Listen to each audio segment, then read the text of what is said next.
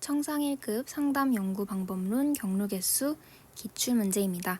2017년 기출입니다. 67번. 다음 그림은 가상의 데이터를 사용하여 SES, Socio-Economic Status와 부모의 기대가 교육 포부를 예측하는 연구 모형을 검증하기 위하여 경로 분석을 실시한 결과이다. 결과의 해석이 옳지 않은 것은 단, 경로 개수들은 모두 표준화 회귀 개수이며 알파는 0.05에서 통계적으로 유의하다. 1번. 교육 포부에 대한 SES의 총 효과는 0.35이다. 맞다. 그 이유는 SES에서 교육 포부까지 직접 효과는 0.20 더하기 간접 효과는 SES에서 학교 성적까지 0.50 곱하기 학교 성적에서 교육 포부까지 0.50이므로 0.50 곱하기 0.30 따라서 0.35가 맞다. 2번. 학교 성적이 높을수록 교육 포부의 수준이 높아진다. 맞다. 3번.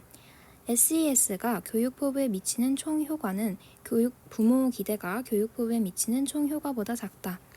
SES가 교육 포부에 미치는 총 효과는 0.35이고 부모 기대가 교육 포부에 미치는 총 효과는 0.20 곱하기 0.30 더하기 직접 효과인 0.40이므로 0.46. 따라서 SES가 교육 포부에 미치는 총 효과가 부모 기대가 교육 포부에 미치는 총 효과보다 작은 게 맞다. 4번. 부모 기대가 학교 성적을 거쳐 교육 포부에 미치는 간접 효과는 0.50이다. 틀렸다. 그 이유는 부모 기대가 학교 성적을 거쳐 교육 포부에 미치는 간접 효과는 0.20 곱하기 0.30이므로 0.06이다.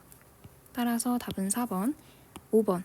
교육 포부를 직접적으로 예측하는 변인 중 부모의 기대 효과가 가장 크다. 맞다. 그 이유는 교육 포부를 직접적으로 예측하는 변이는 SES에서 교육 포부까지 한 번, 부모 기대에서 교육 포부까지 두 가지가 있는데 그중 부모 기대에서 교육 포부까지의 효과가 가장 크므로 정답은 4번이다.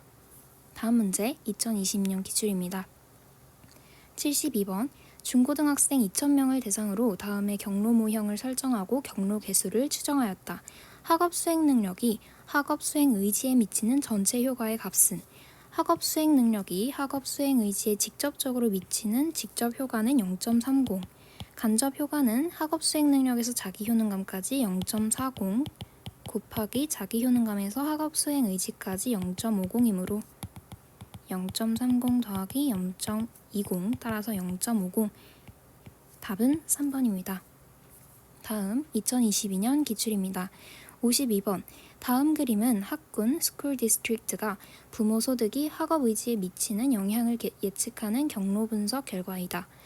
학업 의지에 대한 학군 총 효과 기억과 부모 소득이 학업 효능감을 거쳐 학업 의지에 미치는 간접 효과 니은은 단 경로 개수는 모두 표준화 회귀 개수이며 유의 수준은 알파는 0.05임.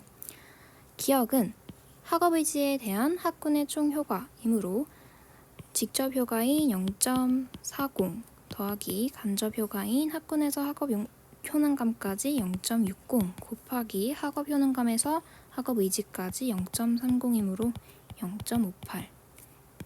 니은 부모 소득이 학업 효능감을 거쳐 학업 의지에 미치는 간접 효과 니은은 부모 소득이 학업 효능감까지 0.30 곱하기 학업 효능감이 학업 의지까지 0.30이므로 0.09입니다. 따라서 정답은 기억이 0.58, 니은이 0.09이므로 4번입니다. 다음은 2024년 기출입니다. 65번. 다음은 아버지의 직업 지위와 연소득이 자녀의 연소득에 미치는 영향에 대한 경로 개수 추정 결과이다.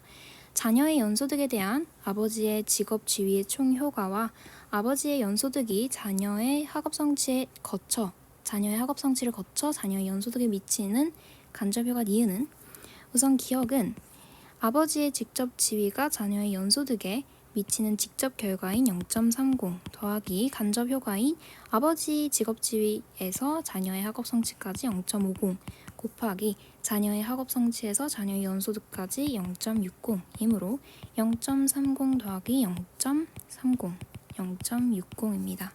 다음 니은은 아버지의 연소득에서 자녀의 아버지의 연소득이 자녀의 학업 성취를 거쳐 자녀의 연소득에 영향을 미치는 간접 효과이므로 아버지의 연소득에서 자녀의 학업 성취까지 0.40, 자녀의 학업 성취에서 자녀의 연소득까지 0.60이므로 0.24. 따라서 답은 5번입니다.